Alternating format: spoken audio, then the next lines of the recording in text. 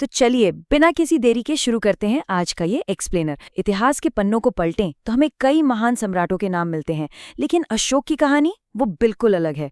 ये समझना सच में बहुत दिलचस्प है कि कैसे एक बेहद क्रूर विजेता अचानक शांति के दूत में बदल गया। ये सिर्फ एक राजा की नहीं, बल्कि एक ऐसे इंसान के बदलने की कहानी है जो आज भी सोचने पर मजबूर कर देती है। अब देखिए, इन दो रूपों का जो विरोधाभास है ना, वो सबसे ज्यादा चौंकाने वाला है। जरा सोचिए, एक तरफ चंड अशोक यानी वो राजा जो अपनी क्रूरता के लिए जाना जाता था, और दूसरी तरफ धम्म अशोक यानी वो इंसान जिसे देवताओं का प्रिय कहा गया। ये बिल्कुल ऐसा लगता है जैसे हम दो अलग अलग लोगों के बारे में बात कर रहे हों। आखिर एक ही इंसान के दो इतने अलग चेहरे कैसे हो सकते हैं? अगर बिल्कुल शुरुआत से देखें तो सत्ता तक पहुंचने की ये सीढ़ियां खून से सनी हुई थीं। इनकी काबिलियत का अंदाजा तो बहुत कम उम्र में ही लग गया था। महज 18 साल की छोटी सी उम्र में तक्षशिला जैसे बड़े विद्रोह को कुचल देना कोई मामूली बात नहीं थी। लेकिन पिता बिंदुसार की मौत के बाद सत्ता का रास्ता इतना आसान भी नहीं था। मौर्य साम्राज्य का तख्त हासिल करने के लिए अपने ही बड़े भाई सुशीम के खिलाफ एक भयानक जंग लड़नी पड़ी थी। और एक बार जब ताज मिल गया तो शुरुआती दौर की क्रूरता की कहानियां रोंगटे खड़े कर देने वाली हैं। इतिहास में बाकायदा अशोक का नरक नाम के एक यातना घर का जिक्र मिलता है। एक ऐसी खौफनाक जगह जहां दी जाने वाली अकल्पनीय सजाओं के बारे में सोचना भी डरा देता है।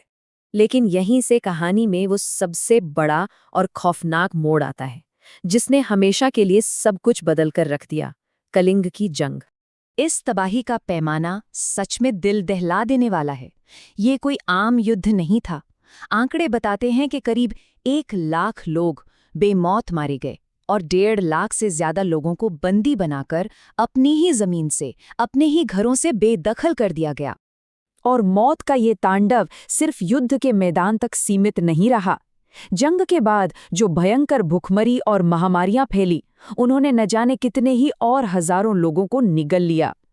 बर्बादी का ये सिलसिला जैसे रुकने का नाम ही नहीं ले रहा था। अब इस पल की कल्पना कीजिए, एक विजेता राजा जिसने सब कुछ जीत लिया है, वो लाशों के ढेर और रोते बिलखते लोगों को देखकर अचानक अंदर से पूरी तरह टूट जाता है। दुनिया के इतिहास में शायद ही कभी ऐसा हुआ हो कि इतनी बड़ी जंग जीतने वाला कोई राजा जश्न मनाने के बजाय गहरे अफसोस में फूट फूट कर रो रहा हो। इसी एक पल ने उनकी आत्मा को झकझोर कर रख दिया। और फिर इसी भयंकर पश्चाताप की राख से जन्म होता है एक बिल्कुल नए और क्रांतिकारी विचार का। यहाँ अक्सर एक गलतफहमी होती है जिसे दूर करना बहुत जरूरी है। धम्म कोई नया धर्म नहीं था जो लोगों पर जबरदस्ती थोपा जा रहा हो, बल्कि ये राज करने और जिंदगी जीने का एक बेहद सरल और असरदार नैतिक तरीका था, जिसकी पूरी नींव करुणा, अहिंसा और जन कल्याण पर टिकी थी। इसके नियम कितने सीधे थे। राजा अपनी प्रजा को अपने बच्चों की तरह मानेगा। हर हाल में अहिंसा का सख्ती से पालन होगा। मतलब किसी भी जीव को, चाहे वो इंसान हो या जानवर, तकलीफ नहीं दी जाएगी। सच बोलना, बड़ों का सम्मान करना, बस यही वो बुनियादी बातें थी जो धम्म का आधार बने। उस दौर में इस तरह की धार्मिक सहिष्णुता की बात करना ही अपने आप में बहुत बड़ी बात थी। एक तरफ बौद्ध धर्म को व्यक्तिगत तौर पर अपनाया गया, लेकिन वहीं दूसरी तरफ आजीविकों जैसे दूसरे संप्रदायों को भी पूरा संरक्षण दिया गया। उनके लिए बाकायदा गुफाएं तक बनवाई गईं। इसे लागू करने के लिए एक पूरी स्पेशल फोर्स बनाई गई, जिन्हें धम्म महामात्र कहा गया। इन खास अधिकारियों का सिर्फ एक ही काम था, ये पक्का करना कि साम्राज्य में हर धर्म के लोग एक साथ शांति, सम्मान और आपसी भाईचारे के साथ रह सकें। अब सबसे बड़ा सवाल ये था कि इस नए विचार को, इस संदेश को आने वाली पीढ़ियों के लिए हमेशा के लिए कैसे सहेजा जाए। और इसका जवाब था पत्थर। पूरे साम्राज्य में विशाल पत्थर के खंभे गाड़े गए, जिन पर धम्म के संदेश उकेरे गए थे। इसके अलावा हजारों भव्य ढांचे बनवाए गए, जिनमें सांची का महान स्तूप और बोध गया का महाबोधि मंदिर सबसे अहम हैं।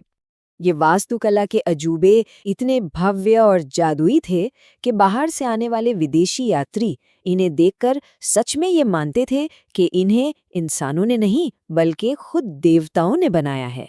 और सबसे खास बात देखिए, हजारों साल पुरानी यही पत्थर की विरासत आज आधुनिक भारत की पहचान का सबसे बड़ा हिस्सा है। सारनाथ का जो सिंह स्तंभ बनवाया गया था वो आज हमारा राष्ट्रीय प्रतीक है, और हमारे तिरंगे के बीचों बीच मौजूद चक्र वो अशोक चक्र ही तो है। ये विरासत आज भी जिंदा है। तो चलिए अब आते हैं इस कहानी के आखिरी और सबसे अहम पड़ाव पर, जहां हमें एक बहुत गहरा सबक मिलता है। ये बात थोड़ी हैरान करती है कि अशोक के जाने के कुछ ही दशकों बाद इतना विशाल मौर्य साम्राज्य ताश के पत्तों की तरह बिखर गया।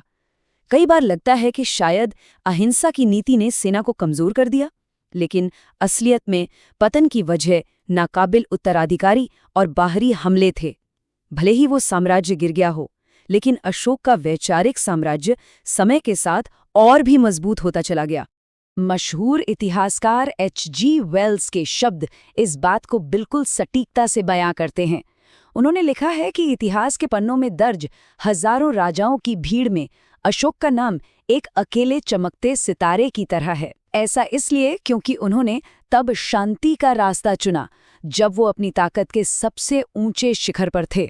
खुद अशोक का वो आखिरी संदेश आज भी गूंजता है, सबसे बड़ी जीत वो नहीं जो तलवार के जोर से मिले, बल्कि वो है जो धम से हासिल हो।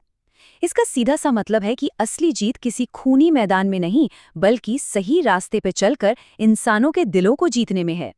तो इस एक्सप्लेनर के अंत में एक सवाल है जिस पर हम सबको जरूर सोचना चाहिए।